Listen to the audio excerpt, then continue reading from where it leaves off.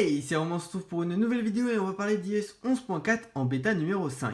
La bêta publique et pour développeurs est disponible et vous pouvez bien évidemment, grâce à une vidéo sur ma chaîne, installer celle que vous voulez. Je rappelle qu'une bêta est une version qu'il faut demander à Apple. Vous ne l'aurez pas dans les réglages automatiquement ici. Si vous allez dans mise à jour logiciel, vous n'aurez absolument rien puisqu'il n'y a pas de nouvelle mise à jour si vous êtes en 11.3.1.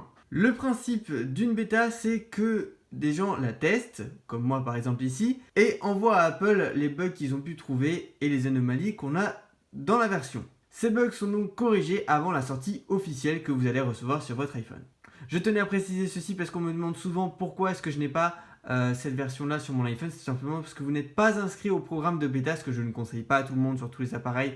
Surtout si vous n'y connaissez pas grand chose, ça ne sert pas à grand chose d'installer ça. Mais tout ça, j'explique dans la vidéo sur les bêtas. Comme vous pouvez le voir sur ce screenshot, la bêta numéro 5 faisait environ 2 Go. Sur certains appareils, c'était légèrement moins de 2 et sur l'iPhone 10, c'était plus de 2 Go. On aurait donc pu penser en l'installant que ça allait être la Goldmaster, donc la dernière bêta avant la sortie officielle, mais je ne pense pas que ça va l'être. Effectivement, nous avons toujours l'application Feedback qui est disponible et normalement, Apple enlève l'application de feedback quand il nous envoie la Goldmaster. Alors pourquoi est-ce qu'elle fait 2 Go? C'est simple, je pense qu'ils ont tout simplement tout réinstallé pour corriger un bug dont on n'était pas forcément au courant. Quoi qu'il en soit, cette version A, pour l'instant, je n'ai trouvé qu'une seule nouveauté. Dans la bêta numéro 4, les iPhones et les iPads étaient touchés par le fait que ici, dans le centre de contrôle, ce qui sert à bouger le son de l'appareil ne se mettait tout simplement pas à jour quand vous le faisiez comme ça, vous n'aviez pas l'animation en haut. Et pour certains utilisateurs c'était encore pire, c'est-à-dire que le volume ne changeait même pas. Certains c'était juste un bug d'affichage, d'autres c'était totalement un problème de volume. Maintenant c'est totalement corrigé et c'est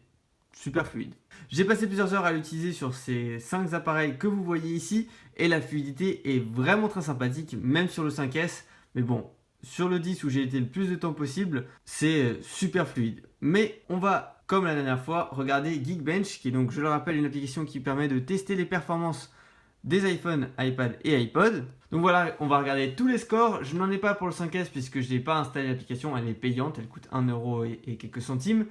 Et je ne l'ai pas installé sur le 5S pour le moment. Ce sera fait pour la prochaine version, j'avais juste oublié et là du coup j'ai préféré filmer la vidéo que d'attendre que ça se télécharge et tout ça. Surtout que je n'aurais même pas pu comparer avec une ancienne version. Alors qu'ici par exemple, on va commencer par l'iPhone 10. Ceci est iOS 11.4 bêta numéro 5.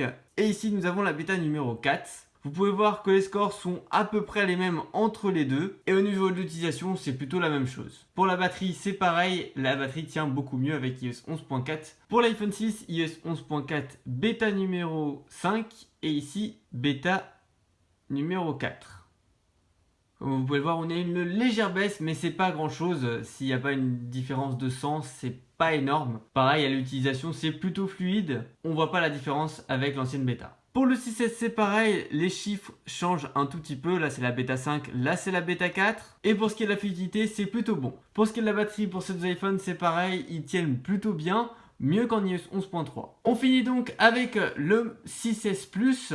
En bêta donc numéro 2 ici puisque je n'avais pas mis en 3 ni 4 et ici la bêta numéro 5. Comme vous pouvez voir, les chiffres sont un petit peu plus bas en bêta 5 mais il faut savoir que c'est pareil pour tous. La bêta 2 était vachement meilleure au niveau des performances mais pas au niveau de la batterie. C'est pour ça qu'on a eu un changement, ça s'était vu sur tous les autres appareils. On avait eu un tout petit peu moins de chiffres de performance mais une sacrée amélioration de la batterie.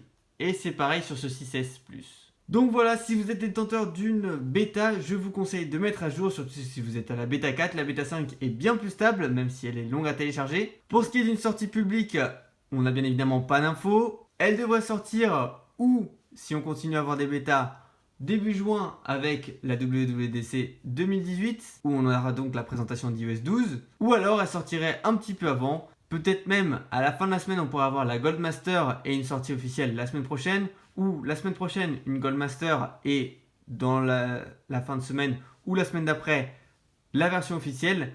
On verra ça. Ce qui est sûr, c'est que moi je la couvrirai sur la chaîne. Donc n'hésitez pas à vous abonner si ce n'est pas encore fait pour pouvoir suivre toutes les mises à jour d'iOS 11 et prochainement d'iOS 12. J'espère que cette vidéo vous aura plu. Si c'est le cas, n'hésitez pas à la liker et à la partager autour de vous. Et moi je vous dis à la prochaine. Ciao!